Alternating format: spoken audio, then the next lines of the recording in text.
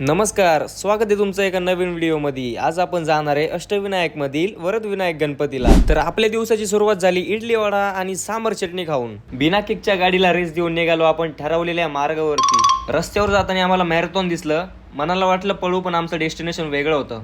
62 किलोमीटरचा प्रवास करून शेवटी आम्ही पोहोचलोय डेस्टिनेशनला। पोहोचताच बघतोय तर काय 2 किलोमीटर भक्तांची लाईन लागली। मग आम्ही शॉर्टकटच्या शोधात मंदिराच्या मागच्या बाजूने आलो, पण तिथून पण आम्हाला एंट्री नाही भेटली।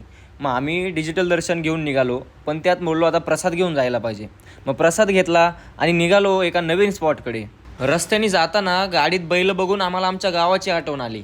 थोडंच पुढे जाता आम्हाला दिसली 3 शेठ लोक। आमचा सज्जन चेहरा पाहून आम्हाला कोणच अडवल। मग आलो आम्ही सुप्रसिद्ध गगनगिरी महाराज मठ खोपोली येथे। बोललो आजचा संडे फुल वसूल करूनच जाऊयात। गर्दी तर खूप आहे भाई। मैं यहाँ का लोकल टूरिस्ट हूँ गाइस। मैं पाय धोने का इधर ही आने के बाद सबसे पहले पाय धोने का मुंह पे पानी लगने का। इथे आम्हाला खूप सुंदर असा व्ह्यू भेटला, शांतता भेटली।